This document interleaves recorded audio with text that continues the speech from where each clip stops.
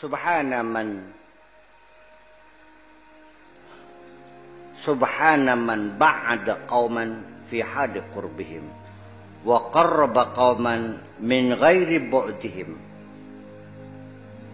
Maha suci Allah yang telah menjauhkan orang dalam keadaan dekat dan mendekatkan orang min ghairi bu'dihim. Apa tuh? Tanpa kejauhan mereka. Dijauhkan dalam keadaan dekat, didekatkan dalam keadaan jauh. Raji' ma taqaddama lana fi syarhi qawlihi syu'aul basirah. Silakan dilihat kembali uraian kami yang telah terdahulu, yaitu syu'aul basirah. Sinar basirah, mata hati, kecemerlangan mata hati. Semua orang punya mata, tapi tidak semua orang punya mata hati.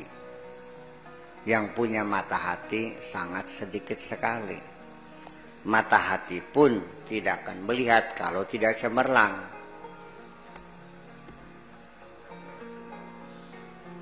Tafhamul mas'alata ala asliha, kamu akan bisa memahami persoalan ini dari akarnya secara tuntas. Wa haqqu hadhil hikmati an tataqaddama 'ala allati qablaha, dan hikmah ini ya perlu didahulukan daripada yang sebelumnya. Li'anal qurba sabiqun 'alal wusul walamma tarattaba 'ala dzikril wusul min dzikril waridat wal amru qarib wallahu ta'ala alam. Li'anal qurba, karena kedekatan sabiqun 'alal wusul. Kedekatan itu mendahului pencapaian. Dekat dulu baru nyampe. Kita ke Jakarta, sebelum ke Jakarta kan dekat dulu. Ke Bekasi dulu, kan gitu. Bagaimana mau nyampe? Yang dekat juga enggak. Ketika masih jauh, nyampenya bisa nyampe enggak? Iya. Kalau sudah dekat pasti nyampe enggak? Yes. Kalau sudah dekat pasti nyampe enggak? Orang sudah di Bekasi, pasti kan nyampe Jakarta. Ya udah. Nun? Tabrak kendalan. Walamma tarattaba 'ala dzikril wusul min dzikril waridati wal amru qarib. Karena ada kaitannya ketika menjelaskan tentang kesampaian, ya perlu diurai juga tentang waridat, tentang keistimewaan, kelebihan yang merupakan anugerah dari Allah, al-waridat. Wal amru qarib, persoalannya dekat, wallahu ta'ala alam. Wa qala Syekh Zarruq radhiyallahu anhu fi syarhi hadhil hikmah, al-qurbu fil jumlati ala salasati awjuh. Menurut Syekh Zarruq menerangkan hikmah ini bahwa kedekatan itu pada umumnya ada 3 kategori. Ahaduha qurbul karomah, kedekatan karomah.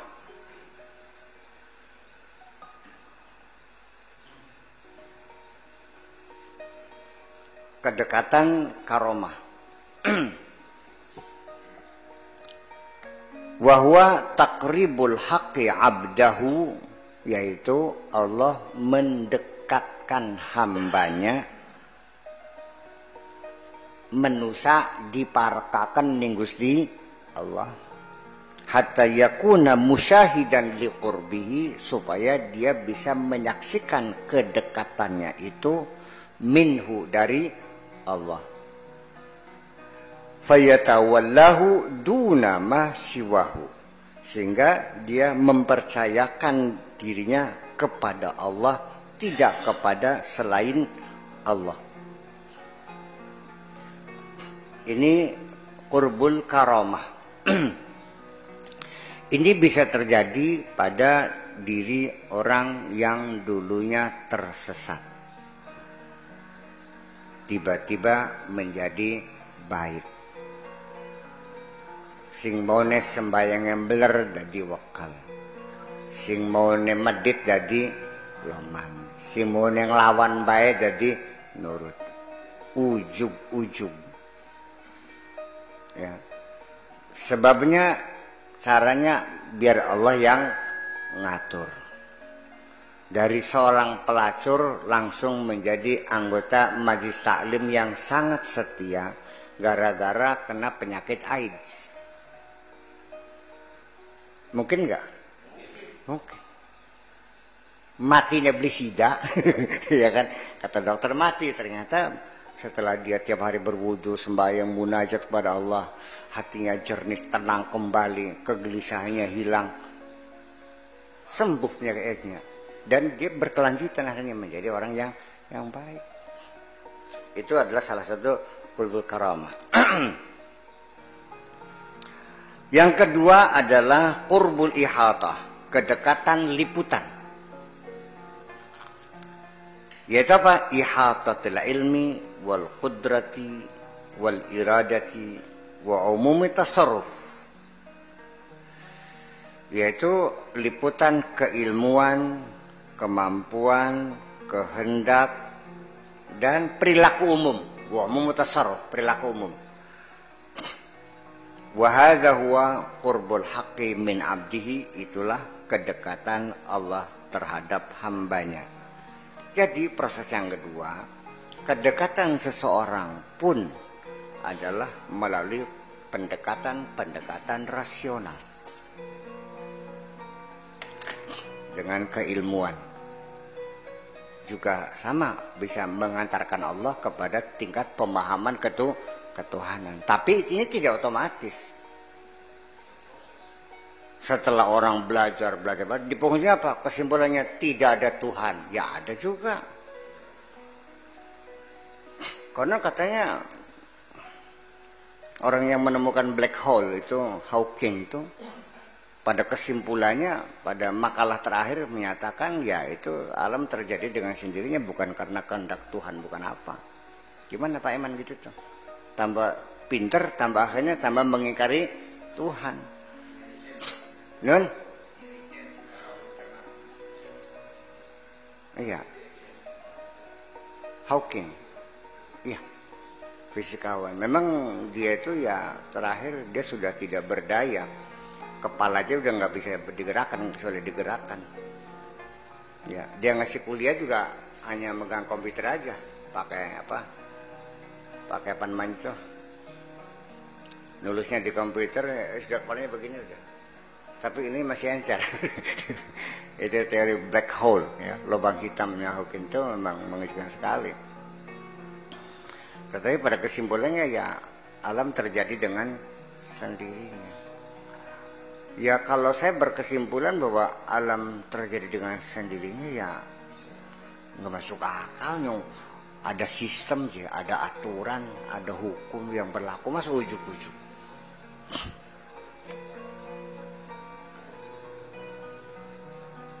Mungkinkah gelas ini datang sendiri? Mungkinkah gelas ini hilang sendiri? Mana gelas? Nggak tahu. Hilang. Ada yang ngambil nggak? Nggak ada. Hilang sendiri.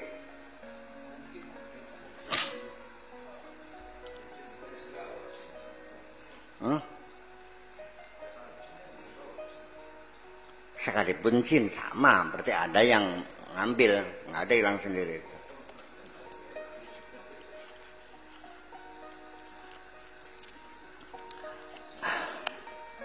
Ya kita harapkan sih kamu nih nambah ilmu, nambah yakin, bukan nambah ingkar.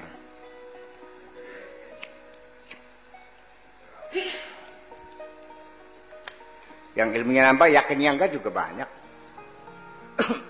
Tambah pinter, tambah beli bener. Ngandel beli. Kari wong sing pada koruptor ke wong bodoh tanggung pinter. Jadi wong bodoh itu. Bakal wong bodoh apa rane? Nyolong. nyopet wong bodoh. Pakai koruptorku nyolongnya wong pinter. Rada pinter nyopet. Copet karo maling pinter ndi? Pakai garong bodoh. Iya.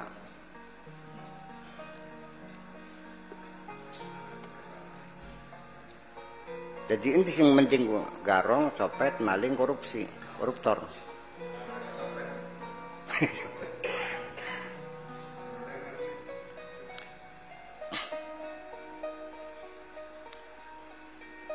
Itu dosa kecil semua kok. Dan Allah bisa saja mengampuni mereka. Iya. Ya kalau menurut syariat ya minal kabair, dosa besar, membunuh, melacur itu kok dosa besar, iya. Tetapi ketika lihat dari besarnya ampunan Allah, semuanya kecil. Iya. Ya bukan begitu. Artinya bahwa kita memberi harapan kepada mereka supaya jangan berputus asa. Bahwa kamu ini lagi ditunggu-tunggu kapan baliknya. Iya, wong lagi kesasar ke ditonggoni. Embok ke nangis-nangis mendi anak kita. Paham kan? Iya, orang sedang sesat itu ditunggu kapan kembalinya. Ayo. Ketika ada orang mukmin bertaubat, Allah gembira lebih daripada seorang ibu kehilangan anak yang kesasar. Sebulan anaknya beli balik-balik kesasar. Paham beli? Polsek dikirimi foto kabeh, radio Fajar FM, Aquani FM, Sis FM, wow, berita, TV, sebulan gerembol, tekan meja balik jesune me, kelamina surat rombeng kabeh, kayak apa wong tua nubruk anak beri nangis, Allah lebih gembira daripada seorang ibu yang kehilangan anaknya itu. Paham belum? Ditonggoni sih rakino.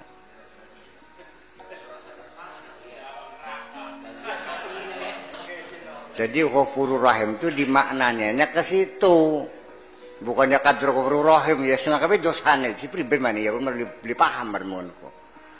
Untuk mereka yang nekat itu dikaitkan dengan innallaha syadidul iqab. Allah itu siksanya hebat. Itu ketika Ghafurur Rahim memberikan harapan kepada orang supaya segera kembali. Ngerti ya? Baka kita ngagak pentung marak tengah dosirak ya. Melayu ta marak. Baka gawa duit. Bokat diwalik. Gak pentung marah, pentung bisa sih. Iya, bukan kau duit. Ya cuma kaya.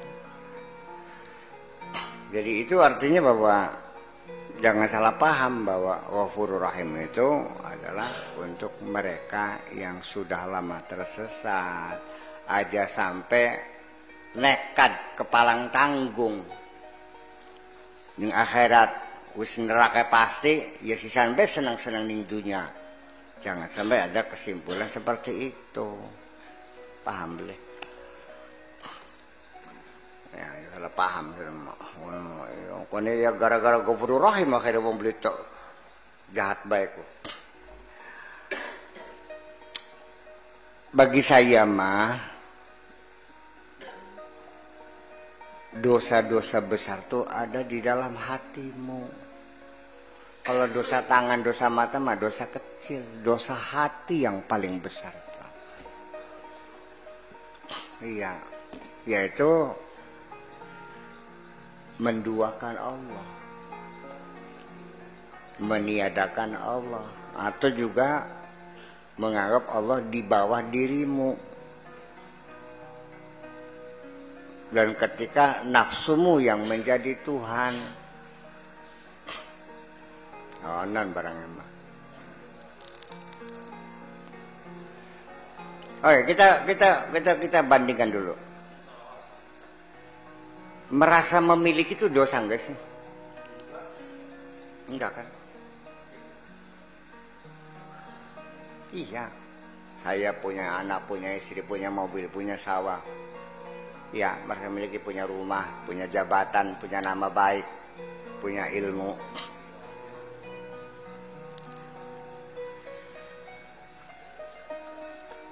Ya kalau syariat memang enggak.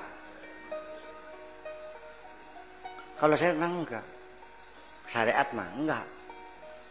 Malah justru the sense of belonging dibangun. Perasaan memiliki itu dibangun supaya orang merasa merawat, merasa memiliki. Ajabnya ngomong masjid-masjid reang, madrasah-madrasah reang, ditinggal umat itu. Terus mari nyumbang ya kata madrasah sirah aja. Paham lagi kan? Madrasah kita bersama, milik kita bersama kan gitu. Iya kan begitu. Oke. Ketika Allah berfirman, lillahi ma fis samawati wa ma fil ardi. Semua yang ada di langit, yang ada di bumi, ini semuanya milik Allah. Dapat bikinnya Allah, dapat menyempurnakannya Allah, mengadakannya Allah semuanya. Yang menciptakan Allah dan milik Allah, yakin enggak? Kusi mobil hilang nangis sirane.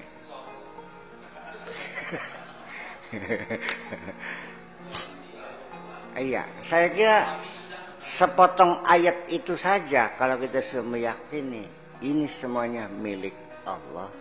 Sejak itu engkau tidak akan lagi pernah mengalami kesedihan.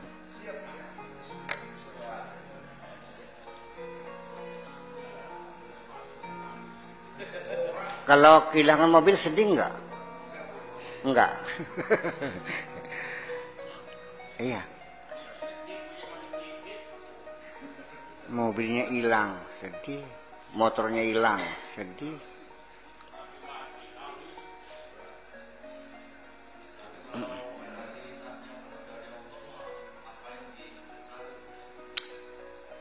Begini persoalannya, saya nitip motor sama Taryono. Taryono punya tempat titipan motor. Bayarnya 1.000. Ya kan? Karena di pinggir jalan, orang dari pedalaman kan, naik mobil kan, naik motor, titipin. Ketika orang yang punya motor datang mengambil motornya, kenapa kamu nangis?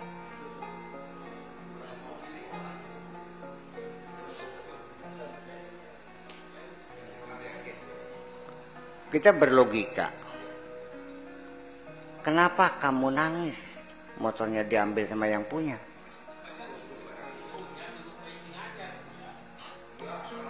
Sampai motor itu kamu sembunyikan, sampai berurusan ke polisi, sampai ke pengadilan. Tetap berkeras tidak mau mengembalikan. Pengkhianat bukan? Jadi ketika Anda mengklaim barang titipan sebagai milikku adalah pengkhianatan. Berarti ketika engkau telah merasa memiliki titipan Allah pada dirimu juga adalah pengkhianat juga kalau begitu.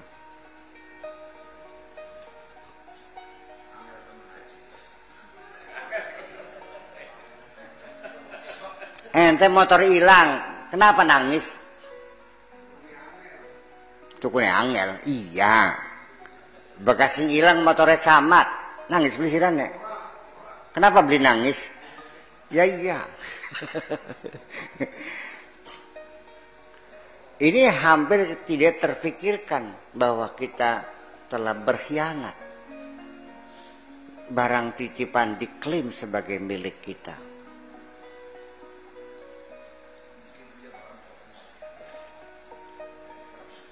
Ya sudah, kalau begitu lillahi ma fis samawati wa ma fil ardi, dicoret aja.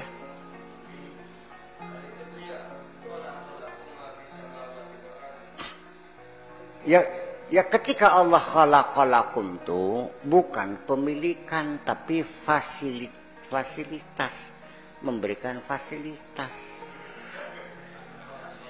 Sengaja kuciptakan untuk fasilitas kamu dalam bentuk hak guna pakai.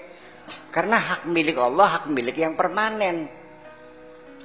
Maka tanah-tanah negara pun itu milik permanen, sekalipun dapat kerampas.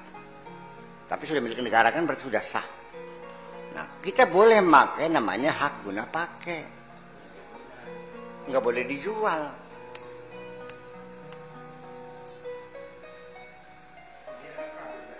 Lah iya.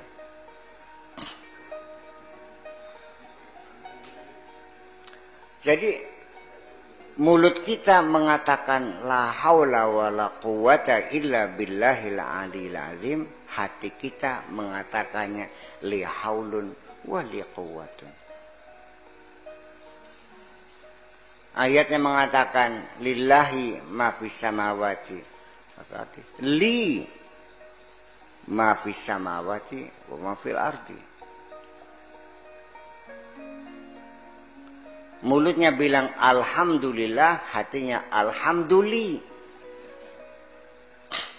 Aku yang berhak dipuji, bukan Allah. Buktinya ketika kita berjasa orang itu tidak menyanjung kita, kita marah. Malah mengancam, tidak akan saya bantu. Ke depan nggak ada bantuan lagi. Ketika engkau kecewa, tidak dihargai oleh orang itu.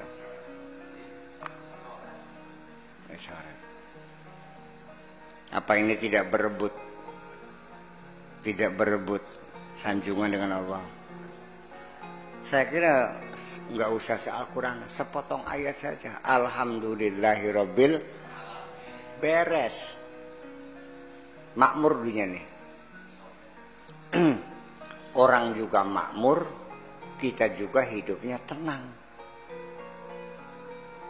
Dan biaya hidup sangat murah sekali. Ketika kita sudah tidak mengharapkan sanjungan pujian apapun, maka hidup kita menjadi murah meriah. Karena yang paling mahal itu biaya sanjungan, ngerti bikin? Pak Eman, bahkan niatnya kendaraan padu asal gelinding mah murah ini. Sebab tuku sampai ratusan juta ku karena pengen di alam begitu. Iya. Kalau baju sekedar menutup aurat, agogo 15.000 masih dapat.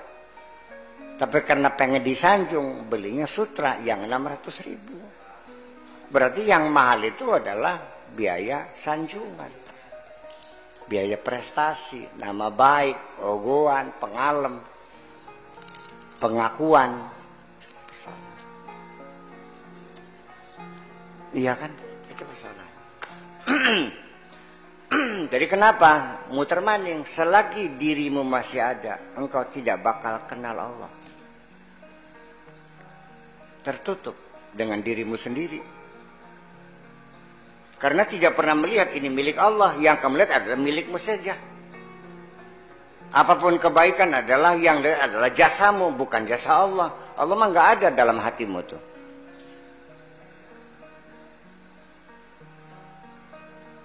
Iya tak boleh. Bagaimana Anda bisa merasa dekat?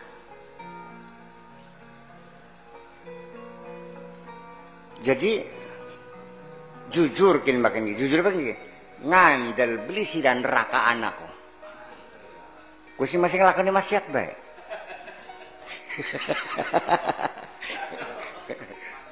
Kendel teman saudaraku. Kok.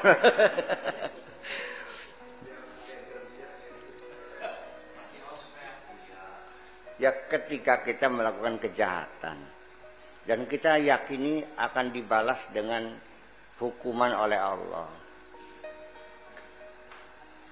Kontradiktif enggak tuh? ketika kita melihat ini api dan ini panas membakar, kenapa kamu pegang?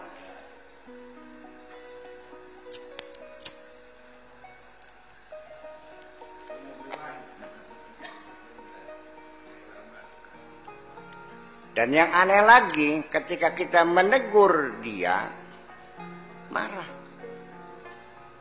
Orang dalam ketersesatannya, ketika kita tegur dia marah. Marah balik dia yang menyalahkan saya, kamu yang tersesat. Semakin engkau banyak menyalahkan orang, menyesatkan orang, itu adalah ketersesatan yang sangat jauh. Karena engkau tidak lagi pernah merasa dirimu tersesat.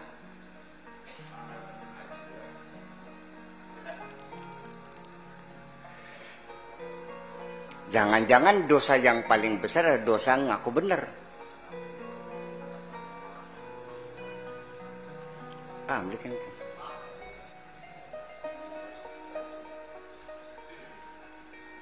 Ya, jadi apa hubungannya keilmuan dengan keyakinan? Bisa berpisah dan bisa bertemu. Hanya saja kalau orang sudah beriman ditambah dengan pengetahuan, dia statusnya naik. Makanya yarfa'illahu allazina amanu minkum wallazina utul ilma darajat. Kamu udah yakin, terus pinter, ya statusnya lebih tinggi daripada orang yang yakin dalam kebodohannya.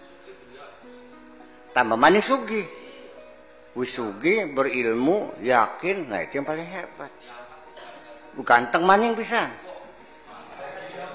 Apa beli ngantri tadi nih? Ngantri. Yang bulal rumah apa sih ngantri? Kita gak pernah ke rumah itu, kita ku anu seneng, kanda ke rumah itu kaya. Kita lagi cilik, waduh larus, dugedak-gedak nuwong seneng. Hebat sih, ganteng tuh, ya betul yang ngudak-gudaknya baru itu bulan bata. Gitu. Jadi artinya bahwa qurbul ihata ini dan termasuk juga umum tasarruf, perilaku umum ya, perilaku umum kita ini juga termasuk itu. Wa hadza wa qurbul haqqi min 'abdihi. Itulah namanya kedekatan Allah terhadap hambanya. Asal itu qurbul munasabah wal masafat. Kedekatan occasion dan kedekatan space, jarak. Kedekatan jarak. Wala yasihu fi janabir rububiyah. Tidak benar ini untuk Allah ya. Di sisi Allah enggak layak kalau kedekatan jarak. Karena Allah dan kita tidak berjarak persoalannya. Listihalatil masafati alih, karena mustahil Allah berjarak. Allah jawab dekat, ya dekat. Berapa dekat? Ya lebih dekat daripada jantungmu sendiri. Lebih dekat dari urat nadimu sendiri. Wa nafyu munasabatil abdi lirabbi, dan juga tidak ada munasabah occasion antara hamba dengan Tuhannya itu. Fatakdirul karam. Jadi kesimpulan omongan ini, qurbuka minhu ala wajhil karamah. Jadi kedekatan dengan berdasarkan karomah, antakuna musyahidan biqurbihi minka ala wajhil ihata. Artinya bahwa kamu menyaksikan kedekatannya itu dari dirimu ala wajhil ihata, secara liputan. Wa illa, kalau tidak, famin aina anta, dari mana anda, wa wujudu qurbihi ala wajhit tanasubi wal masafah, dari mana keadaan kedekatan Allah berdasarkan tanasub dan masafah, berdasarkan occasion dan berdasarkan jarak. Wa innama naqaltuhu li'ilmi, semata-mata saya sampaikan karena saya tahu anal kitab yutali'uhu man yuhsinul umum wa man la yuhsinuhu.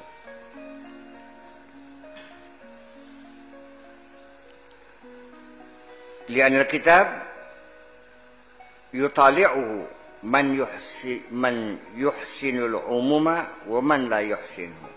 Siapa yang bisa berbuat baik dan siapa yang tidak bisa berbuat baik. Fa idza khafa minal bahr, kalau dia takut terhadap lautan, wajada jaziratan ya'wa ilaihi, dia akan menemukan pulau yang tempat dia berpijak.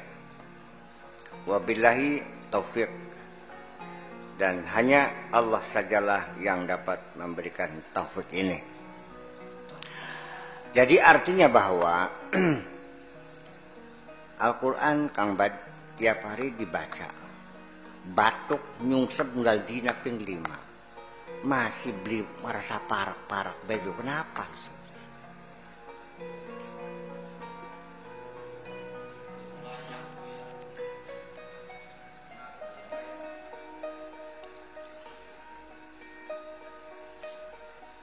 Ya karena semua aktivitas itu terfokus untuk dirinya.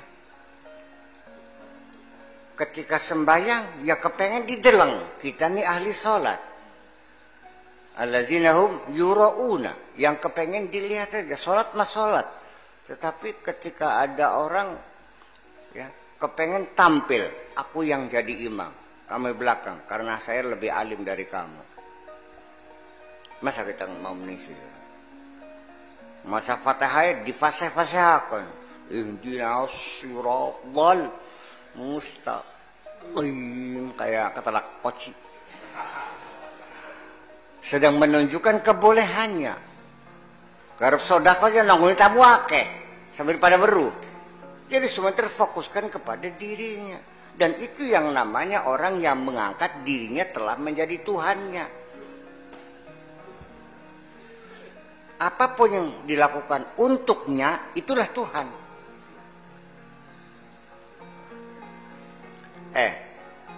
Sirakin bujang ning uang. Ora. Bujang statusnya sebagai pembantu. Suruh beli beras. Kamu berangkat nih untuk siapa? Beli beras untuk siapa? Nggendong beras untuk siapa? Nyapu lantai untuk siapa? Semuanya untuk majikan. Nah ketika kita untuk diri sendiri kan namanya bos. Paham dikit ini?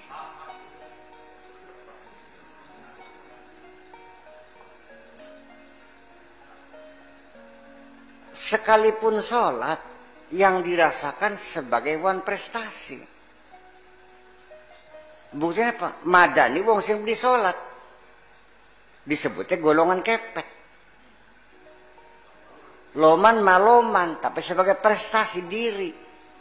Bahkan wong medit diwadani. Dasar baca kucrit sirama. Wong sing madani wong medit ki wong loman. No. Sing madani wong belisak. Wong ayu. Sing madani wong melarat. Serok madanana apa baik tak tebak nih kita. Baka siram madani wong melarat berarti sirah perangsane sugi. Baka siram madani wong belesak berarti sirah ngrasane ganteng. Baka siram madani wong beli bener berarti sirah ngrasane bener.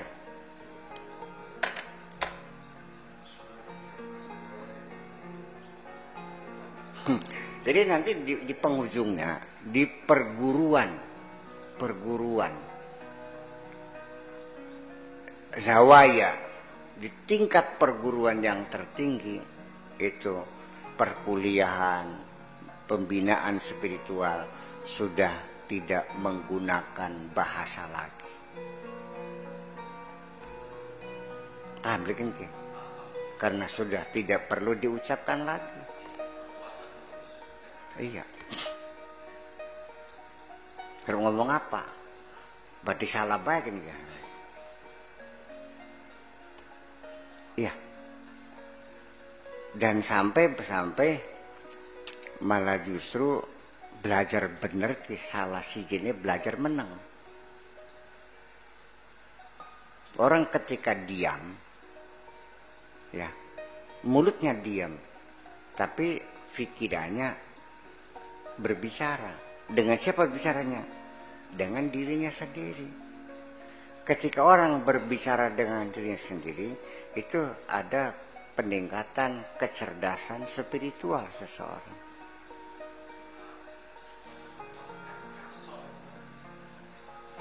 Makanya teori pertapaan itu mencerdaskan itu memang betul. Semua orang-orang cerdas itu adalah orang-orang pertapaan. Ya. Kenapa? Karena setiap kita, secerdas apapun, profesor pun, doktor pun, ketika dia di tengah-tengah orang, dia menjadi bodoh. Salah satu melempar batu ke sebuah bangunan agama lain dengan takbir Allahu Akbar, melu-meluan ini profesor doktor ini. Melu nyerawat, melu takbiran. Bodoh begini. Ya, jadi psikologi massa itu membuat kecerdasan individu menurun. Yakin tak boleh? Ya iya.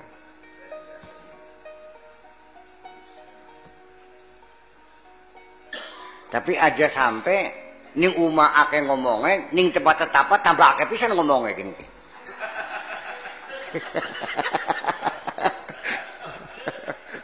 Jadi pribad gini. Digawa ning tempat sepi tambah rame pisan. Yang saya harapkan kalau sudah sering bertapa, ya, nantinya kita diberi kemampuan oleh Allah bahwa bertapa itu di mana saja bisa. Sekalipun di tengah pasar kita bisa bersepi-sepi di tengah keramaian. Dan pun kita bisa ramai-ramai di tengah kesepian. Barang sirama ramai-ramai nih sepi-sepi kini. Sepi-sepi di tengah keramaian, ramai di tengah kesepian ini, no. Nah, ya iya. Jadi ya di penghujungnya bahwa kita perlu penghayatan, perlu mengevaluasi, perlu merenung, perlu muhasabah, perlu muraqabah, perlu apalagi segala macam istilahnya, bahwa mawas diri, prihatin, hati-hati, bahwa waktu berjalan terus berputar dan tidak akan bisa diganti. Uang hilang bisa cari lagi, waktu hilang tidak akan kembali. Dan kita nanti di ujungnya hanya tinggal memagut kesedihan saja, menyesali waktu yang hilang itu. Ya, saya setuju dari satu sisi dan juga tidak setuju pada sisi yang lain ketika orang mengatakan the time is money. Waktu adalah uang. Dalam arti menghargai waktu saya setuju. Tapi waktu diuangkan saya nggak setuju. Nyon,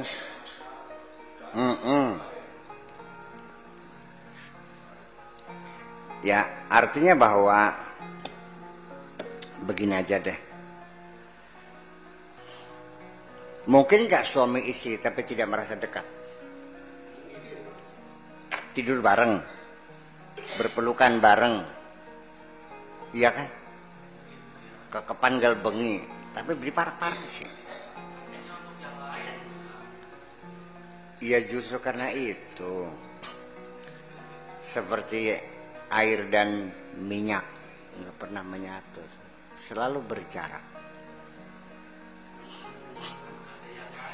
Sampai tekang 25 pegatan, artinya sing awal tidak pernah menyatu. Jadi selama ini ya kayak mangan cengkaruk bareng makin ki. Bama pegel bungkanannya, tapi beli mari-mari orang. Krakut. Pada buka bebamu pada mah.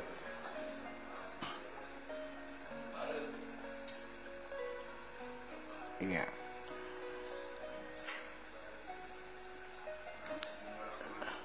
Iya, ya artinya begini, kita lagi mengocak dirimu. Jadi gimana supaya dirimu tiada? Iya. Fatamannawul mauta in kuntum shadiqin.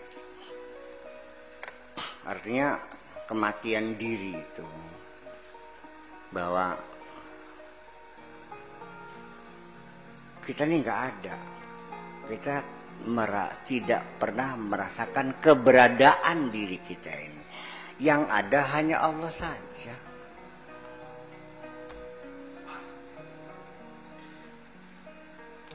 Sekarang begini, kalau ada orang memuji-muji saya, biarin aja, emang juga pikirin. Yang membuat saya mampu siapa? Yang membuat saya siapa? Jadi mereka memuji siapa? Kenapa saya harus senang? Ketika ada orang mengejek saya, emangnya gue pikirin. Yang membuat saya salah siapa? Yang menggerakkan lidah mereka mencaci maki saya siapa? Ya biarin aja. Nun, jangan terlalu mengkambing hitamkan setan.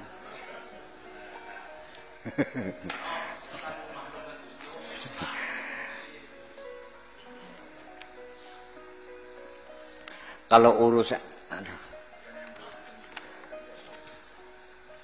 ya, kalau engkau masih menyalahkan setan, berarti engkau tidak mengaku bersalah. Siapapun orang yang mencari kambing hitam, itu adalah cuci tangan, tidak mau mengakui kesalahan. Kinki bisa gagal gara-gara sirak. Jagat bisa ruwet karena sirak baru begini. Selalu menjadi kambing hitam. Ya. Makanya yang paling indah gimana sih? Yang paling indah itu kita nggak usah mencari kambing yang berbulu hitam lah. Yang kita salahkan saya kira lebih elegan ya, kalau yang kita salahkan karena koordinasi. Ini karena kita kurang koordinasi. Berarti tidak ada yang disalahkan. Berarti salah semua. Ya kan begitu persoalannya. Sepenghujungnya tidak ada orang yang mau disalahkan. Ketika kita menyalahkan itu bisa merubah formasi seluruhnya, bisa burak santaka bikin. Jadi semakin gagal artinya. Dan orang yang disalahkan juga tidak akan termotivasi untuk memperbaiki dirinya. Iya enggak? Ketika kita disalah-salahkan sama atasan, muncul enggak kita ingin memperbaiki diri? Enggak, malah yang ada dendam kok. Saya kira kemarahan, caci maki, menyalahkan bukan satu solusi, tapi tambah ruwet gitu barangnya. Bisa enggak sih dipanggil aja bawa itu baik-baik, iya kan? Kita jelaskan, gara-gara keterlambatan kamulah, ya, sampai kontrak kita ini gagal.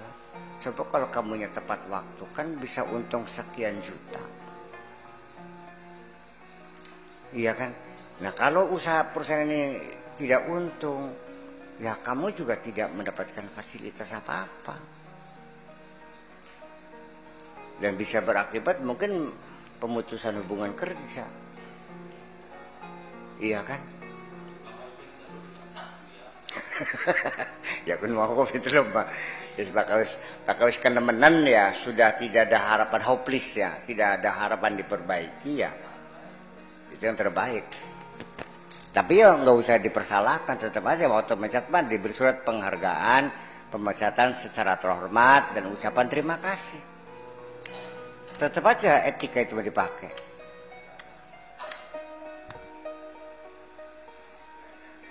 Kalau kesalahan-kesalahan seperti itu, kecuali ngerampok, mencuri uang perusahaan, ya itu jelas. Ya tapi karena kesalahan kerja, ya saya kira tidak perlu dengan pemecatan itu. Sekarang saya bertanya, kepengen parak di sini? Encam pribeng jadi sini. Ada kiat lain nggak selain yang diupayakan? Artinya kurbul karomah, kurbul ihata, apa?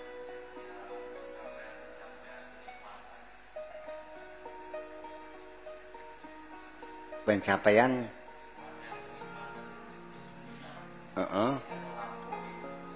iya.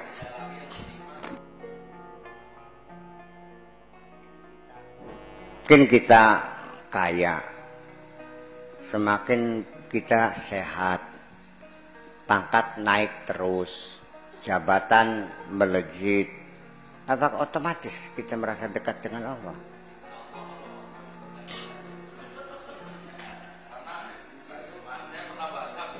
Iya. Iya, gimana camulinnya?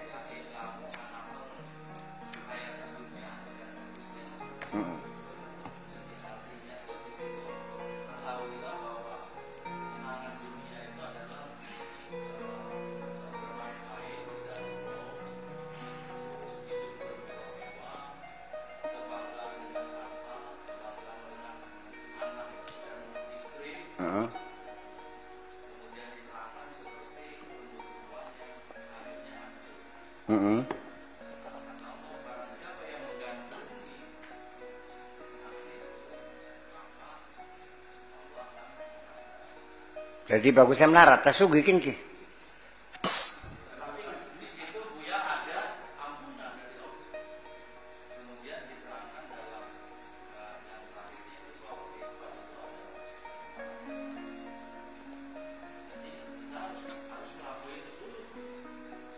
Dia kudu sugi dingin kon. Tasugi di melarat. Iya begini, artinya begini. Saya melihat, saya melihat orang itu mendekatkan diri kepada Allah pada umumnya ketika sedang dalam kesusahan. Ya moga-moga sing susah besi dan gini. Rabi jaluk pegat, anak bangor, modal entok, utang pating grenyeng, nembe nyungsap gini. Bari puasa, maca Quran bae, sembayang maning, nangis maning, ya ning Sunan Gunung Jati kah? Cirebon Girang, ning Sunan Bonang, ning di mana ning Tegalagung, Wong Jahan, iya. Dan ketika uang sedang berlimpah, kemaksiatan yang dirancangnya itu mencari kesenangan-kesenangan dunia. Ya kan gitu. Nonton tenis ning Bali. Ku kayus maning pasti ramah. Ada sebutan.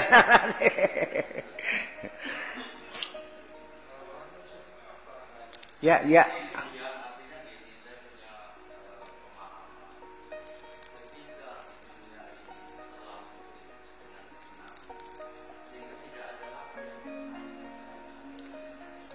Jadi begini, ketika orang sedang fakir, dia ingin mendekatkan diri kepada Allah.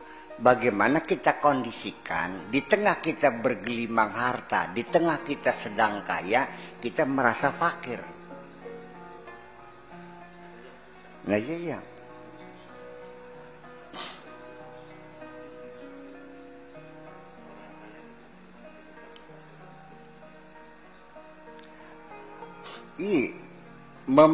Membunuh diri ini, membunuh nafsu ini bukan persoalan kecil. Iya. mematikan nafsu itu nggak bisa. Wa ma ubari'u nafsi inna nafsa la ammaratum bisu. Saya tidak bisa melepaskan belenggu nafsu ini. Selalu saja ngajaknya kejahatan. Inna nafsa la ammaratum bisu. Selalu ngajaknya jahat. Diteruskan illa ma rahima rabbi. Kecuali kalau disayang Allah. Lah, jadi ujung-ujungnya daripada kita gulat karo nafsu menang beli kalah beli, babak belum dikaru-karuan, ya kita alihkan saja, kita fokuskan saja bagaimana supaya Allah sayang sama kita. Kalau Allah pengen sayang sama kita, cobalah sayangi apapun yang diciptakan Allah. Sayangilah ciptaannya. Ya, lautnya kita sayangi, hutannya kita sayangi, anak yatim kita sayangi, orang jompo kita sayangi, fakir miskin kita sayangi, anak kita sayangi, istri kita, semuanya. Kalau kamu menyayangi semuanya, pasti engkau sedang merepresentasikan kasih sayang Allah. Representasi.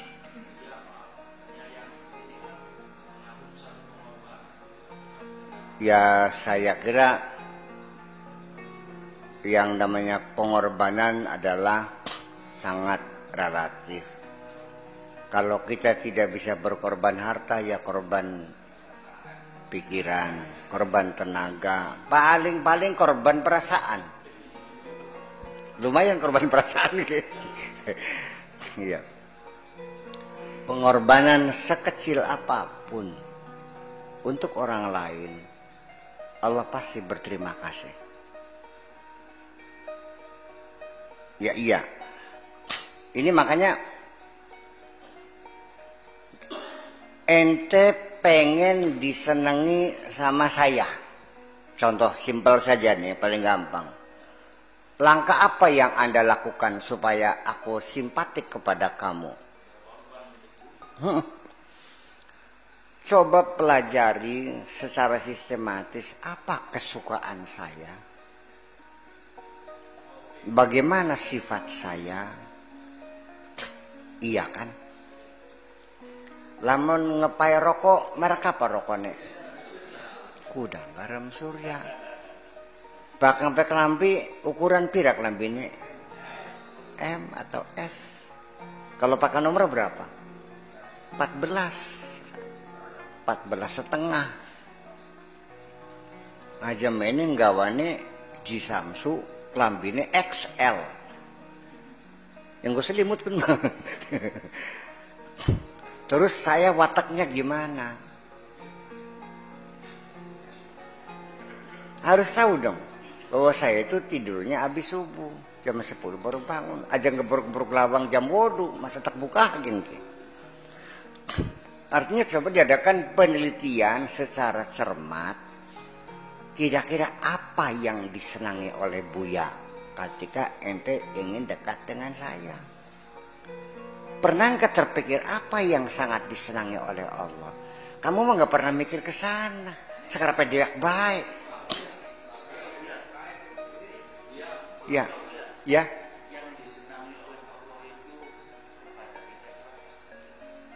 Ini kata kunci nih. Kata, iya. Saya pernah baca di Al-Quran.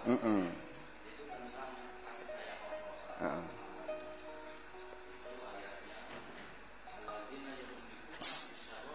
Iya. Wala'afina 'anil nas. Ya. Lagi susah, lagi seneng, duit metu. Bahkan nyewot dirawati baik. Siapapun yang salah siap memaafkan. Itu kan sifat-sifat mulia. Iya kan? Ya, itu satu. Jadi kita memaafkan orang lain. Ya, satu. Apalagi? Loman. Terus? Ini pertanyaan Pak Eman yang paling kata kunci. Bagaimana supaya Allah senang sama kita?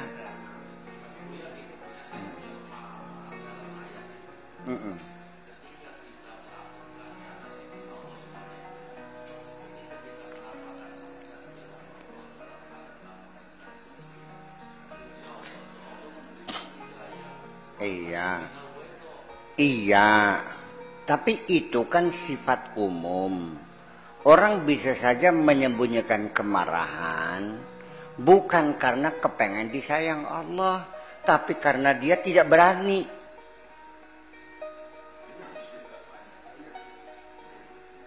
Karena orang yang kita marah ini anak patile barang emah. Anak jenderal, wani nyawatan sirane. Bisa ada motif lain. Ya kan begitu. Kita loman juga bisa saja. Karena kita mencari status sosial. Kepengen disebut dermawan. Dan banyak begini. Jadi itu masih belum inti. Bener mah bener, tapi belum inti gitu ya. Belum inti. Ya.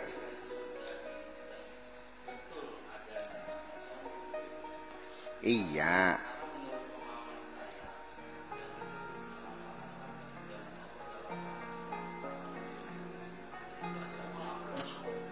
Iya. Iya, memang iya. Tetapi kita untuk membuka satu informasi itu tidak bisa tidak, kita harus persis passwordnya. Persoalannya. Saya nggak salah, itu terpuji. Allah menyanjung orang yang bisa menyembunyikan kemarahan. Allah menyanjung orang yang memaafkan. Allah menyanjung orang yang loman. Iya, tetapi bisa saja ada motif lain. Ketika kita melaksanakan perintah majikan, suruh beli sesuatu, jamu, kita bujang ya berangkat atas perintah majikan. Bawa uang, bawa motor, dan berangkat ke Kertasmaya. Iya kan? Iya kan begitu? Tetapi setelah waktu beli jamu di Kertasmaya, yang nunggunya nanti cewek dan orangnya cantik. Iya kan? Besoknya mengharap-harap kapan saya disuruh beli jamu lagi.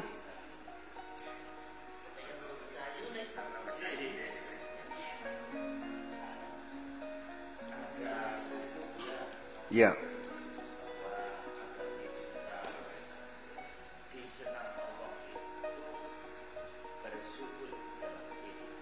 Salah satunya zuhud. Allah suka orang yang zuhud. Tawakal iya, sabar iya, semuanya iya, enggak. Yang menjadi inti Payaman ketika bagaimana supaya Allah senang kepada kita, ya kitanya aja dulu kira-kira senang kepada Allah. Apa yang kita senangi, apapun yang menjadi keputusan Allah, kita siap dengan segala senang hati menerima segala keputusan Allah. Titik.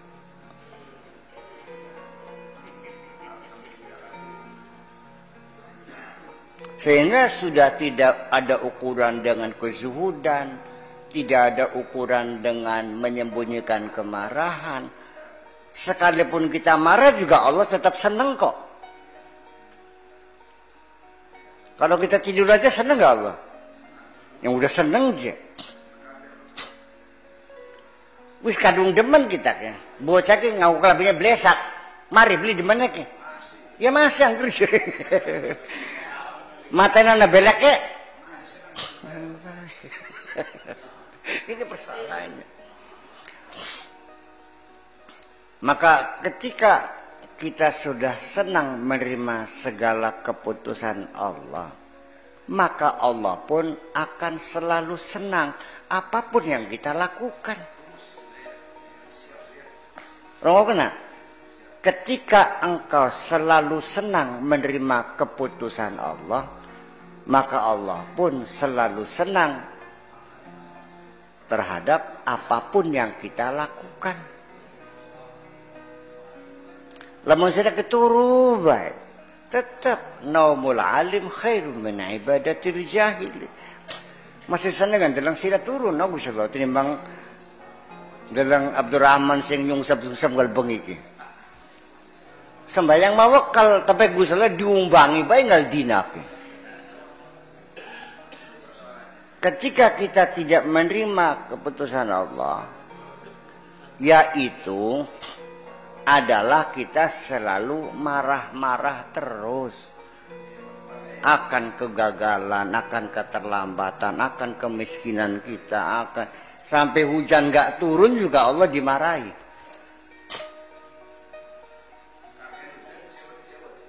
Ya.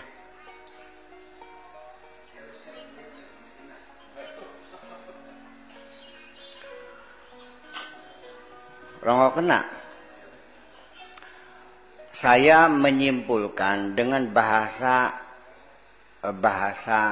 populer, bahasa rakyat yang bisa dipahami semua orang, bahwa selalu senang menerima segala keputusan Allah ini dengan kata-kata yang mudah dan gampang dihafal. Oli duit ake, alhamdulillah. Oli duit setitik, bloli duitnya hilang, wes selesai. Ngerti bikin beli payu-payu laki, dua demenan, ngelamar, ngejak kawin, dua laki, lakinya demenan maning, nah ya bos.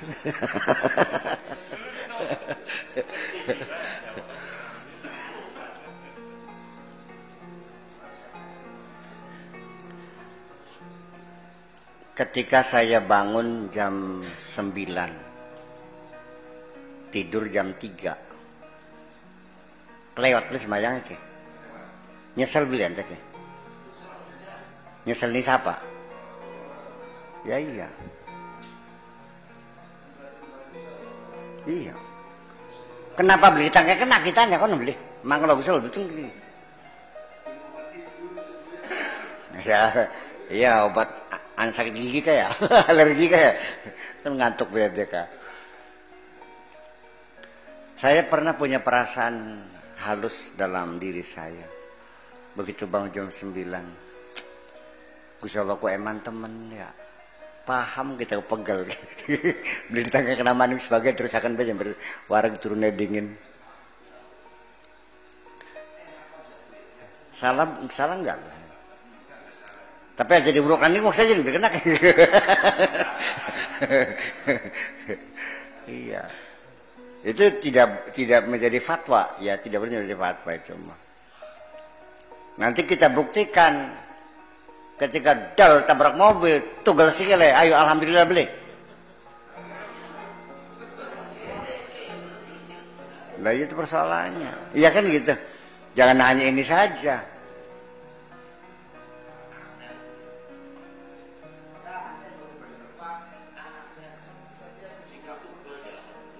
Ketika istri datang minta cerai, ditodong langsung, bawa lebih, minta cerai langsung.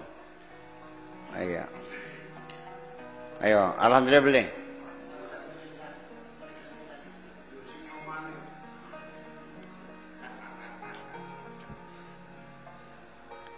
Ya, begini. Jadi kita ini supaya selalu senang menerima segala keputusan Allah, maka jangan menggunakan analisa kemanusiaanmu. Salah kabeh mana gini?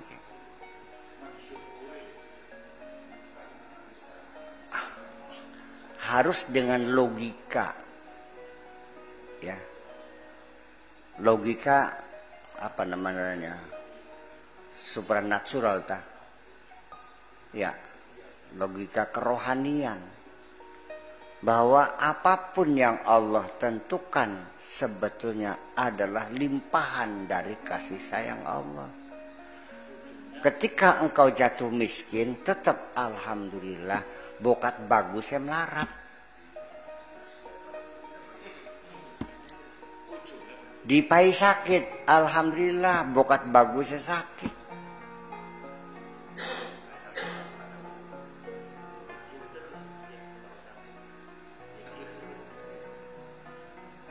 Ketika doamu tidak dikabul-kabul, alhamdulillah, masih yakin gak Allah sayang sama kamu?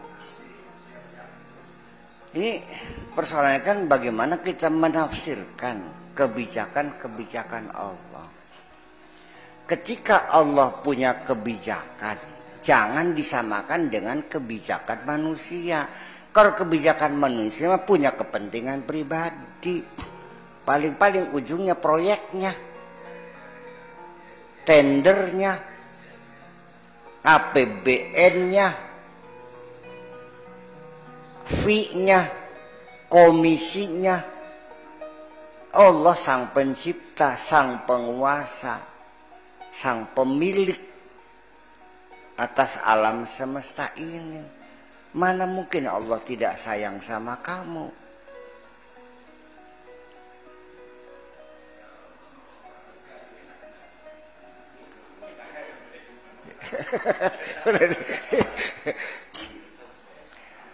Nalikane anake sira lagi kenang watuk njaluk duit tuku es dipai ta beli.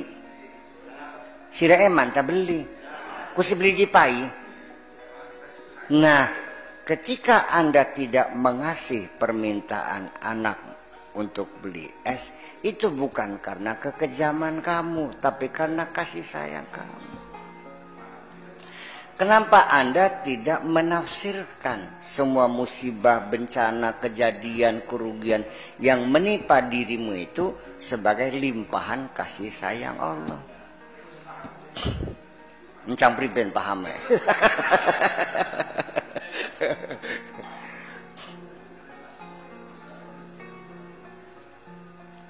Saya berasumsi bahwa oleh karena saya sejak kecil, mungkin karena nakal ya barangnya sih, mungkin bangor sampai tukang sekolah SD dipecat. Kelas 5 kan dipecat. Iya. Iya. Jadi ya untung anak sing rabut ki Sanusi, ngondak babakan boleh sekolah SD yang babakan kerusakan mana? Sekolah. Saya dari kecil merasakan tidak ada orang yang sayang sama saya kok. Iya. Sehingga saya berasumsi, alhamdulillah, kalau saya merasakan banyak orang yang sayang kepadaku, mungkin sampai saat ini saya tidak akan merasakan kasih sayang Allah kok. Iya. Paham bikin ke?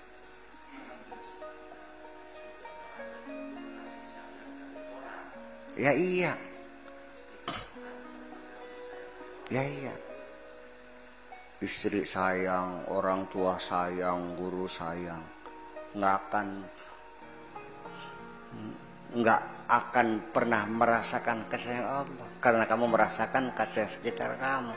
Setelah kita merasakan tidak ada seorang pun yang menyayangi diriku, baru kita mencari kasih sayang yang sesungguhnya. Iya. Setelah berulang-ulang kita dikecewakan dalam hal bercinta, di penghujungnya kita kapok, tidak akan kuberikan cintaku kepada siapapun. Iya. No, barangnya mah nyetel lagi beli apa? Klek, dikit pengen barangnya mah.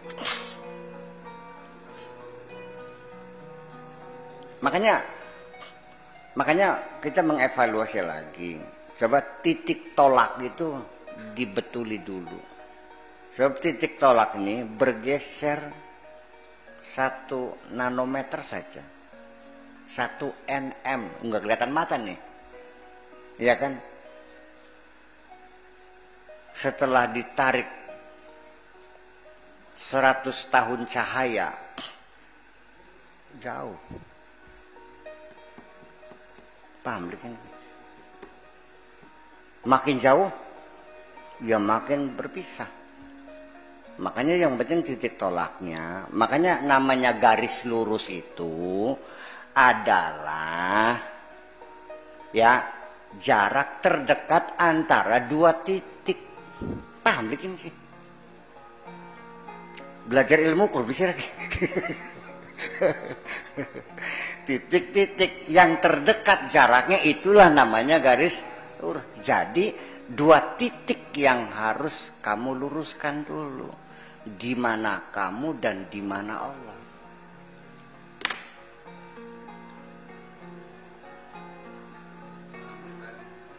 Manjung tuh.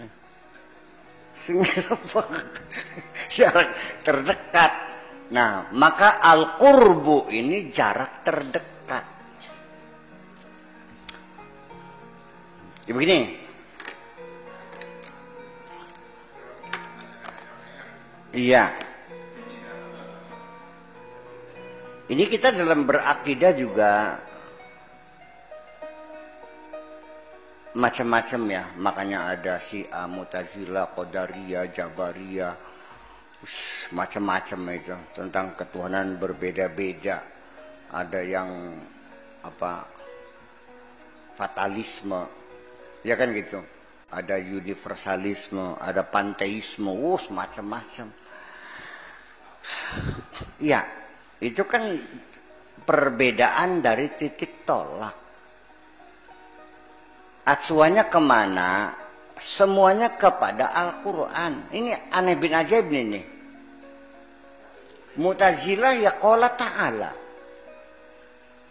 Jabariyah ya qala ta'ala. Kok kenapa jadi berbeda? Jadi Al-Quran itu adalah referensi.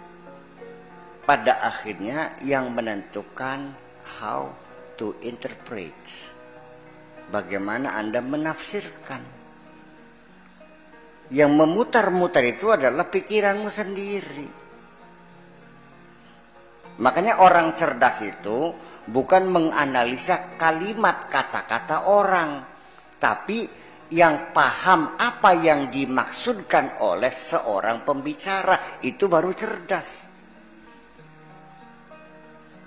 Bakal beliau ngerti takonan sih ngomong. Si priben mana aja menafsirkan sendiri. Ya itu persoalannya. Jadi kalau kamu tidak paham apa yang dimaksudkan Allah, jangan mencari penafsiran-penafsiran yang bermacam-macam. Kari takon abain sing ngomong siapa? Sing ngomong siapa? Ya takkan Gusti Allah sih. Allah bisa ditanya enggak? Ini persoalan juga. Selama ini Anda beranggapan Allah sudah tidak bisa ditanya.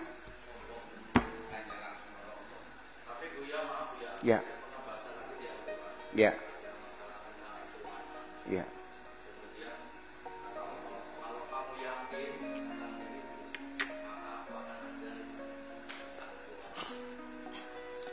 Iya. Iya. Iya. Yakin tuh kan dari mana sih datangnya yakin tuh? Dari pembuktian. Iya kan begitu.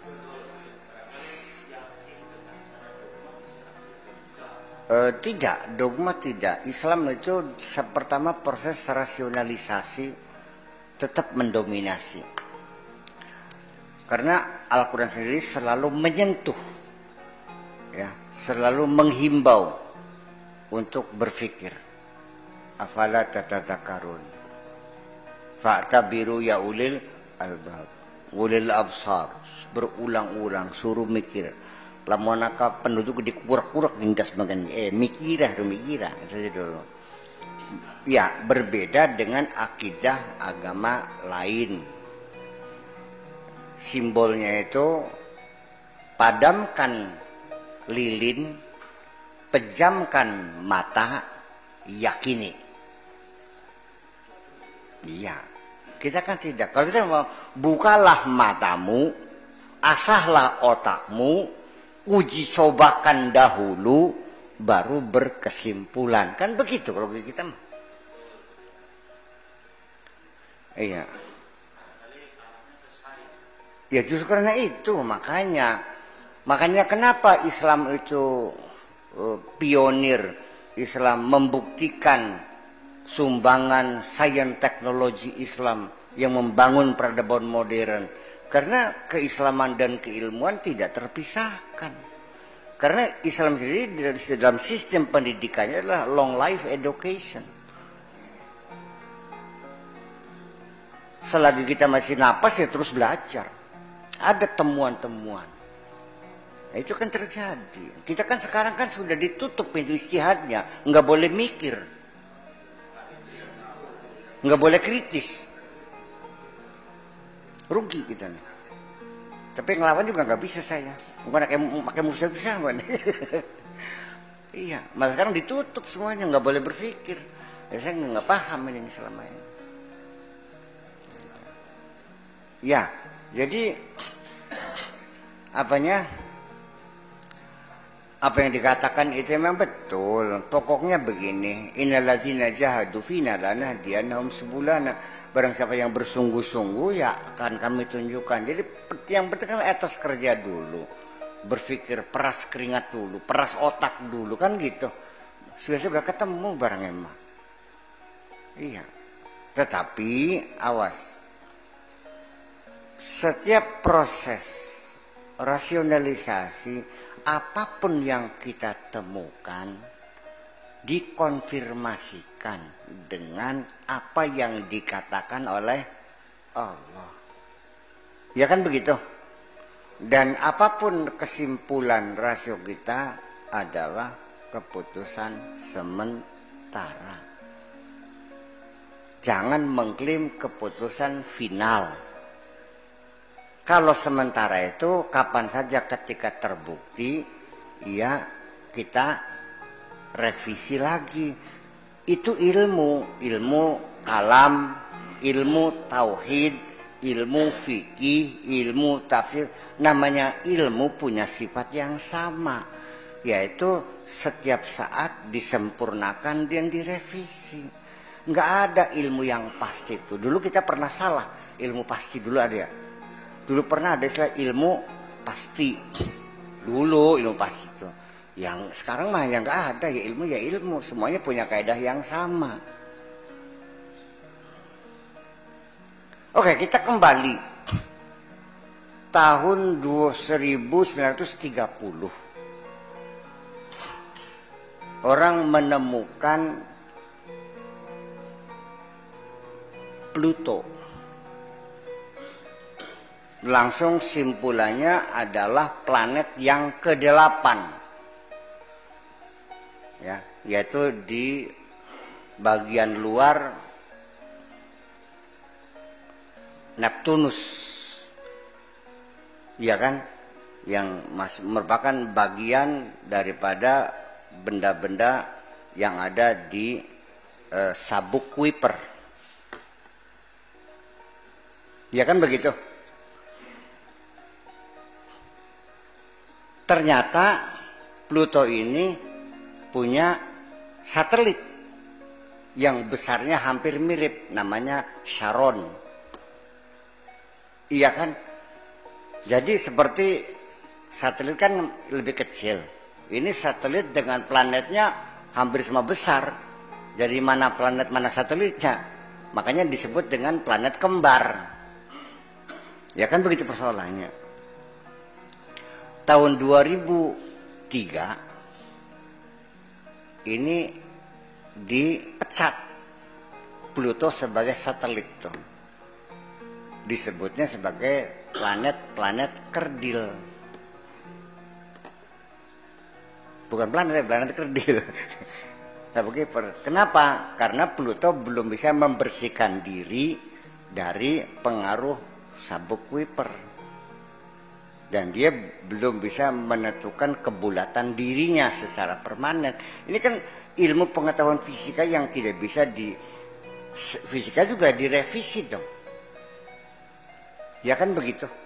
Ini bolak-balik bahwa fisika saja selalu direvisi, apalagi paradigma-paradigma, hipotesa-hipotesa, ilmu sosial, politik, ekonomi yang kapan saja bisa bergeser. Ya kan begitu persoalannya.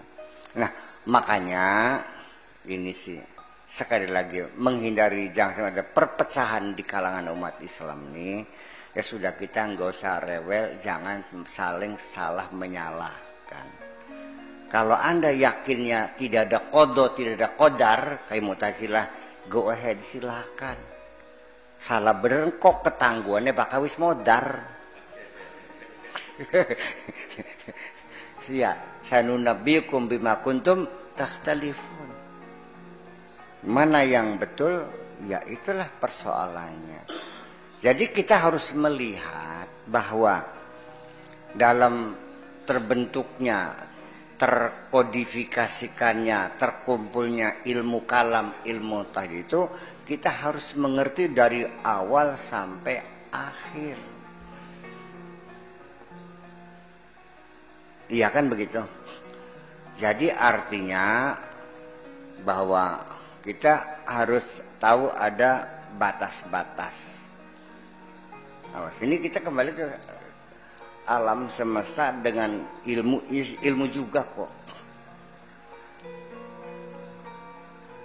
Gravitasi bumi matahari, ya kan, dan sinar matahari yang dipancarkan ke alam semesta, ada titik akhirnya enggak?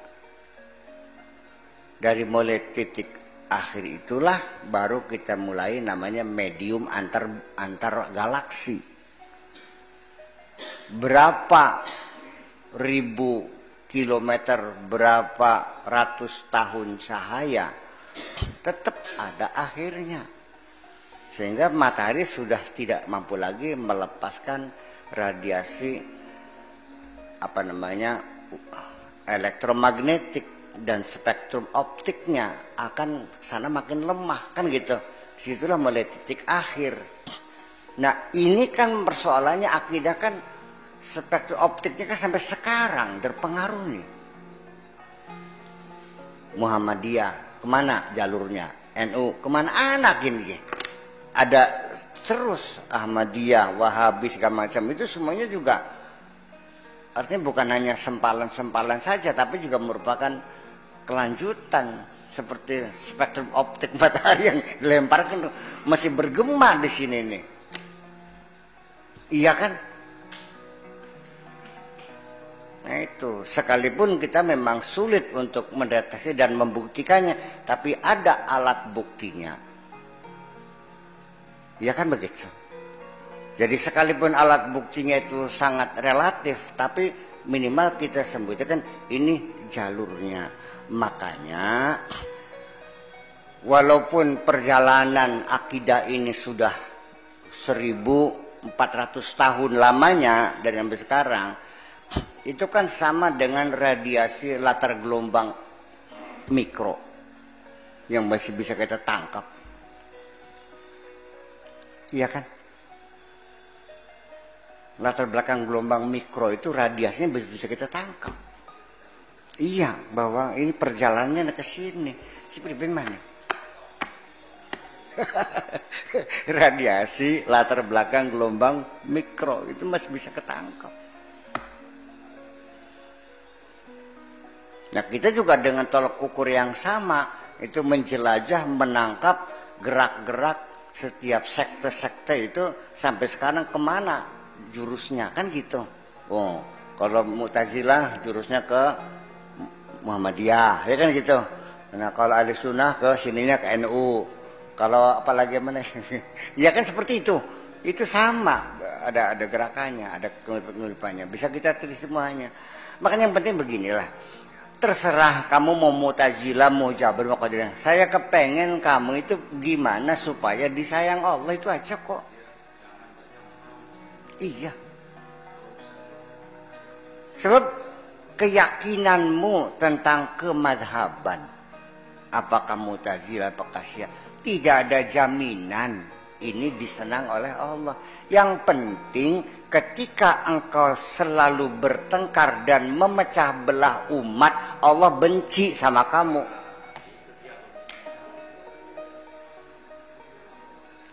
Ada nggak dalilnya? Ada. Wa'tasimu bihablillahi jami'a wa la tafarraqu. Mari kita bersatu, jangan bercerai-berai. Ay, duduk wong tukar gua na ganjaran ya beli sini. Po kata na ganjaran ng tukaran.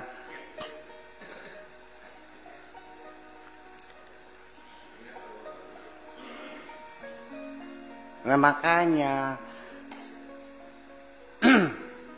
ini yang saya penekankan, umat Islam sekarang sedang sangat-sangat membutuhkan persatuan. Stop. Mari stop. No comment.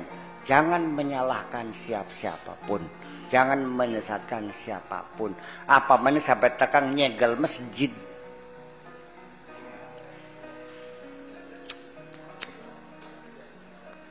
Oh disebut maning. Latas sih dong mah.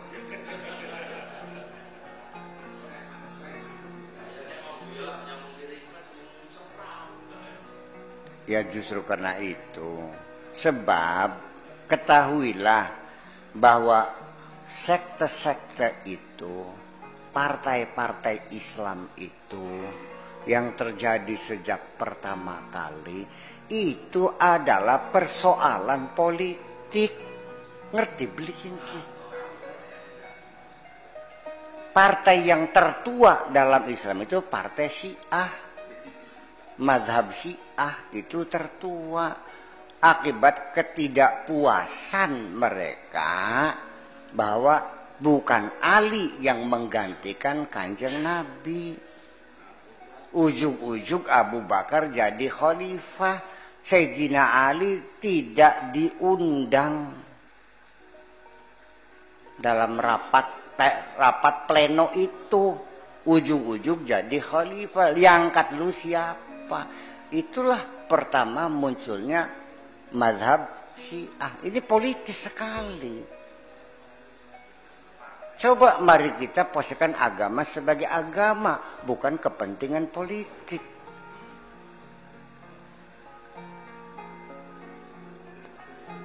Paham bikin kan?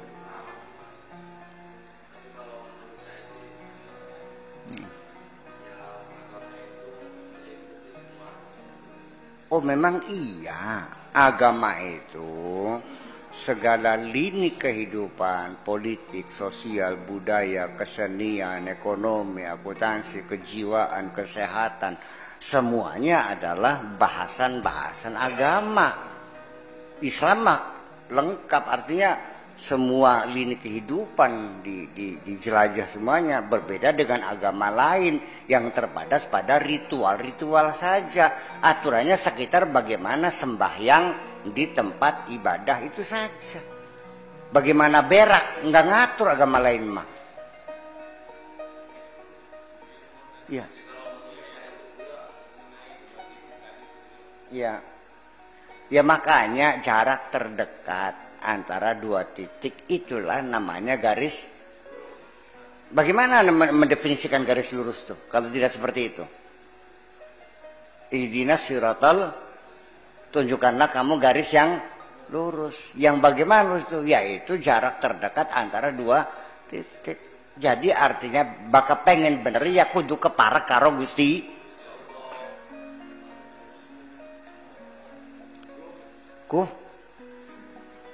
Sebab dua titik pun kalau terlalu jauh pada akhirnya adalah melengkung juga. Ngerti bikin ki? Jare Mang Einstein. Melengkung juga.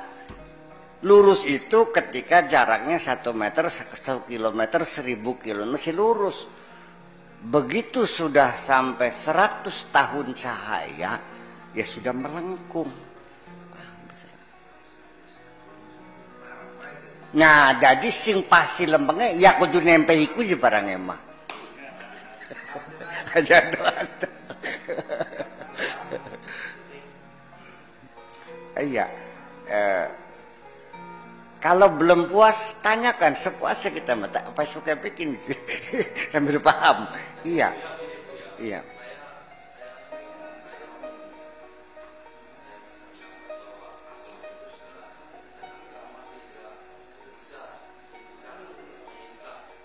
Oh iya.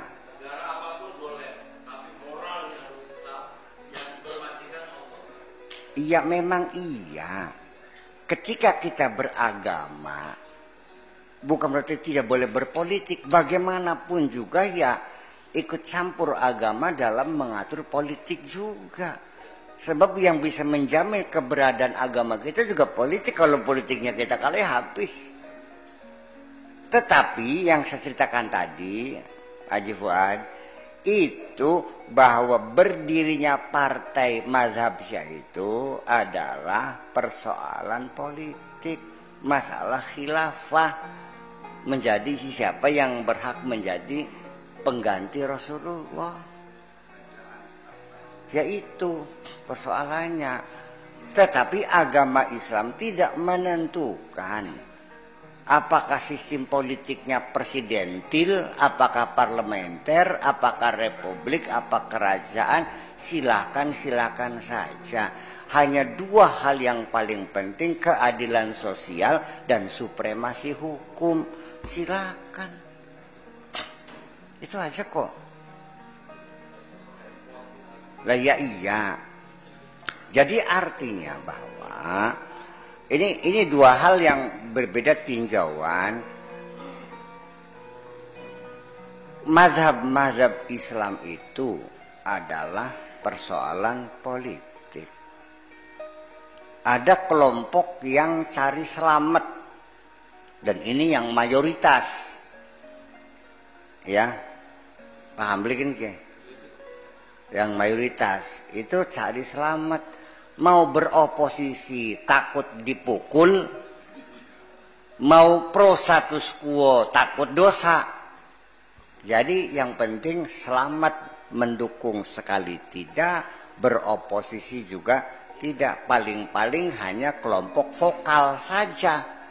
Nah, ketika dia kelompok vokal seperti Abul Hasan Al-Asy'ari, ya, dia juga vokal. Tapi kenapa oleh dinasti Umayyah tidak dibantai? Ya karena tidak pernah panggul senjata. Syiah habisin semuanya. Khawarij habisin semuanya. Kan begitu. Ini persoalannya. Seperti itu. Makanya begini. Saya melihat bahwa orang Syiah beralasan menolak kekhilafahan Abu Bakar sebagai kekhilafahan yang ilegal. Saya memahami, kita bahkan nerangkan Syiah secara pemahaman yang betul, engkau tertuduh Syiah aman. Kan sering ngomongin kita kayak. Engkau bahkan nerangkan Mu'tazilah terang sasa bener kok Mu'tazilah aku si priben. Jadi begini, saya mah tidak akan menjelek-jelekan siapapun. Saya ingin berbicara seperti logika mereka, begitu. Tah beli kita pada ngomong kan ngomong gitu, dipaham-paham baik. Jadi mungkin seolah-olah saya seorang Syiah yang menceritakan Syiah, gitu. Bukan, logikanya bisa diterima. Karena satu, sistem kerajaan itu, sistem pemerintahan zaman dahulu kan belum ada republik. Orang belum terjangkau budaya manusia, belum pernah berpikir bahwa raja dipilih. Paham bikin ki? Kita sekarang jangan dulu pada abad ke-7 itu yang berlaku kerajaan itu turunnya ke bawah, ke anak menantu, bukan ke mertua, bukan ke bapak. Abu Bakar itu mertua. Kalau Sayyidina Ali ya ponakan ya mantu. Paham beli? Kemudian lagi waktu rapatnya, rapat plenonya tidak diundang. Akan muncul kecurigaan, ada kesengajaan. Ya, dan saya juga ngambek juga kok. 3 bulan tidak membeat. Embo, Khalifah siapa? Beli, kita beli 2. Itu masalahnya. Nah, saya melihat bahwa persoalan konstitusional dan inkonstitusional itu saya pun dan mungkin berbeda dengan orang sealam dunia. Ini saya pun aja. Itu bukan pada proses pemilihan, tetapi pada pembuktian kemakmuran, memakmurkan rakyat. Itu aja persoalannya. Nah sekarang seperti Qaddafi, dia kan kudeta. Raja Idris kan digulingkan. Ayo, konstitusional apa inkonstitusional? Oke? Setelah setahun, 2 tahun, 3 tahun, gebrakan-gebrakan Qaddafi membuat rakyat simpati. Pertama diskotek ditutup semuanya, nightclub tutup semuanya. Pabrik arak bakar. Ini negeri Islam. Kebun-kebun anggur punya orang Itali bakar semuanya. Konsekuen. Ya kan begitu. Saya tidak tinggal di istana, saya tinggal di kemah. Sampai sekarang. Dia mampu memakmurkan. Diakui enggak? Nah sekarang menurut kamu konstitusional tak inkonstitusional? Itu persoalannya. Sekalipun presiden dipilih secara demokratis, pilihan langsung, setelah jadi presiden, dia tidak mampu memakmurkan, ditendang bikin. Ya sudah persoalannya. Nah Abu Bakar kan menunjukkan kemampuan dia menjaga stabilitas negara Islam yang baru berdiri, yang penuh dengan kerawanan. Si pribadi maning, Anda harus bayangkan kayak apa rawannya. Sang pendiri meninggal, dia melanjutkan, semuanya masih dalam keadaan belum mapan. Apa tidak terjadi pemberontakan-pemberontakan? Banyak orang yang hafal kepada mati terbunuh. Pembekotan pajak dan zakat di mana-mana. Tidak mau bayar pajak sama negara. Apa enggak ambruk negaranya nih? Lah iya kan. Dan kayak apa Kanjeng Abu Bakar itu menteladani perilaku Rasulullah. Hampir-hampir mirip kayak Rasulullah perilakunya nih. Aja beli ngandel gini. Iya. Nah ya justru karena itu ya oke lah. Awalnya inkonstitusional, tapi terbukti dia mampu. Ya kan begitu. Nah, ketika Sayyidina Ali jadi khalifah keempat, juga jangan disalahkan Sayyidina Ali orang yang lemah. Sampai menjadi korban politik, mati terbunuh kan. Itu karena persoalannya negara wis kari ambruke bikin ki. Wis miringnya wis mengkene wis miring ki, wis kari bruge bae. Sayyidina Ali kepilih kok nyangka beli kuat gebruk ternyata sampai dia menjadi korban kan persoalannya. Awas, jangan orang itu buktinya Imam Ali ya khalifah beli lawas ya patenin wong negaranya bubar. Itu juga jangan menyalahkan Sayyidina Ali sebagai orang yang lemah. Dia kuat, dia cerdik. Ya kan gitu. Cuman kondisinya sudah di luar kemampuan secerdik apapun untuk mempertahankan keutuhan negara. Paham likin? Nah ini kita kan mengkaji sejarah supaya objektif. Artinya punten kita mah. Beli nyala kena sapa-sapa. Itulah namanya proses sejarah. Dan ini tidak menjelekkan sahabat, tidak. Kadang-kadang beli paham-paham. Usah kadang pun mau aja sahabat menjangkauan doraka aja. Yang sejarah aja belum dibahas. Itu beli band mana. Nah itu persoalannya. Jadi memang menilai kebesaran seseorang itu ya tolok ukurnya ya tolong yang harus akurat ya, objektif. Iya, jadi saya maputan aja ya. Saya mengakui kepemimpinan Abu Bakar. Kekhalifahannya adalah sah menurut saya. Sudah putus berarti. Saya bukan Syiah kan? Keter kadang-kadang kok. Sok curiga baik ya begitu kan. Saya menerangkan Muhammadiyah. Saya akan menerangkan apa adanya. Muhammadiyah itu begini, begini, begini. Saya menerangkan NU. Ya, sejujurnya NU itu begini, begini. Nggak usah menjelek-jelekan. Kita lagi menganalisa, bukan lagi menjelek-jelekan. Bukan. Nah, itu persoalannya. Ya kan begini. Jadi kita kembali hari ini kita bicara kesimpulannya terakhir. Priben carane dieman ning Gusti Allah.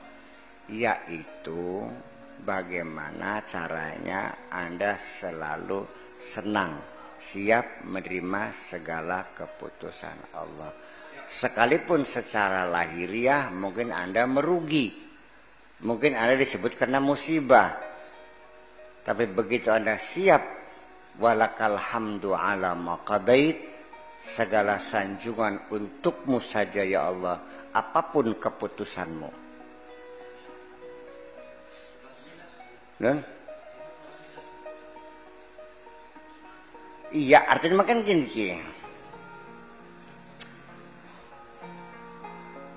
Oli bati senang beli.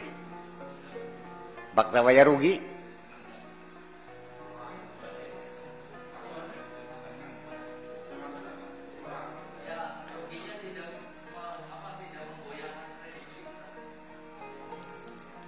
Ya justru karena itu.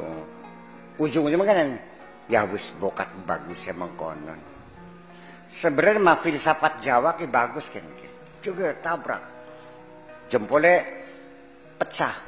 Untung beli sikile. Sikile tuh untung beli kabeh tengah dengkul bae. Buntung siji, untung beli loroane. Wong Jawa keuntung kabeh kan. Kebakar rumah, untung umai, lamun wonge. Sebenarnya mah ada ungkapan-ungkapan yang sangat bagus itu. Untung matinya kian. Ini Kang Halim kan jantung koroner, meninggal dunia. Ya untung sekian. Lamun tekang tua ngerepotakan uang pirang-pirang orang gitu.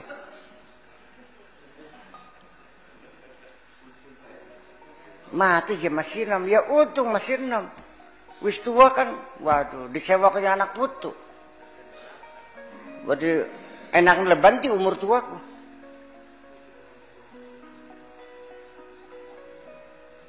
Impus ngandok betelung bulan. Tiap minggu cuci darah. Leju karena itu. Makanya ya, ketika kita melihat Nabi Muhammad umurnya 63 meninggal, ya itulah yang terbaik. Masih dalam keadaan dia masih fisiknya kuat, sehingga tidak pernah siapapun pernah direpotkan oleh Nabi. 63 itu sedang sangat produktifnya loh. Masih produktif 65 tuh. Ya iya. Nah, makanya ya mau negara kita melas yang sedang produktif dipensiunkan. Ya kayak Pak Eman sebenarnya di rumah pensiun masih rosa aja. Sebenarnya 65 pensiun gue ya aja umur 55 ya. Bakal wong Belanda kepengen pensiun muda karena mereka begini, saya nyelengin uang pensiunan dari muda kerja. Ya 65 wis kari mati ini bae nembe menikmati. Jadi pengennya dikurangi masa pensiunnya nih kira-kira jangan 65 dong, 55 pensiun. Bahkan yang pengen ditambah, soalnya mungkin makannya sendi. Nun, nah itu perbedaan-perbedaannya gitu. Jadi untuk Wawan, bagaimana untuk supaya garis lurus itu, garis lurus itu, Wan, adalah ketika jaraknya dekat. Ketika jaraknya sudah sangat-sangat sudah ratusan ribu tahun cahaya, itu nggak ada yang semuanya melengkung semua. berbentuk bulatan semuanya itu. Dan alam ini bulat dan semuanya itu sistem berputar semuanya. Jadi semuanya berputar, ya nggak ada yang apa namanya diam, semuanya bergerak, semuanya berputar. Nah, makanya sekali lagi bahwa ihdinas shiratal mustaqimku sejauh apapun, makanya supaya lurusnya benar-benar lurus, maka jarak itu di dua titik itu harus berhimpitan, itu pasti lurusnya. Paham bikin ke? Apalagi kalau titik yang pertamanya dia tiadakan satu titik saja.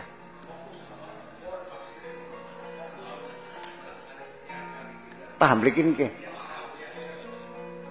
Ya, tiadakan dulu dirimu sehingga ya sudah satu titik.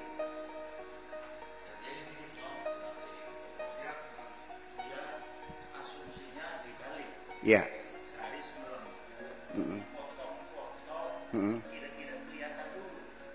Ya kalau pendek mah jadi lurus. Iya karena itu. Karena bagaimanapun juga garis lurus itu kalau diukur secara akurat itu nggak ada yang lurus. Ujung-ujungnya mah. Ini relativitas umum seperti itu. Makanya yang paling lurus itu apa? Adalah jarak yang 1 nm. Itu paling lurus, 1 nanometer, yaitu 1 per miliar. Itu namanya nanometer, itu yang paling lurus. Dan sudah tidak bisa kelihatan mata. Tetapi titik yang saya katakan secara fisika, itu adalah merupakan jarak yang sangat jauh dalam titik itu. Titik itu adalah bulatan yang kelihatan mata itu. Di situ merupakan alam tersendiri yang jaraknya sangat jauh, ribuan miliaran nanometer. Paham bikin? Jadi apa? Ujung-ujungnya ya sudah. Makanya dalam kitab La ilaha illallah tuh kenapa La ilaha illallah semuanya huruf syafawi dan di situ tidak ada satu titik pun. La ilaha illallah anak titik beli. Baka bismillah anak titik beli. Anak bar titik. Ghafurun anak titik ke. Maka la ilaha illallah sudah tidak ada titik lagi. Mana kamu, mana Allah. Nanti panteisme manik itu ujungnya. Ujung-ujungnya. Makanya wah, panteisme manik kan ini mah lagi menerang satu teori bahwa pada akhirnya adalah satu kesatuan juga pada akhirnya. Dan sudah tidak berjarak lagi. Ya, makanya qurbul masafah itu yastahil, tidak mungkin terjadi ketika kita masih ada jarak dengan Allah, itu kesimpulannya.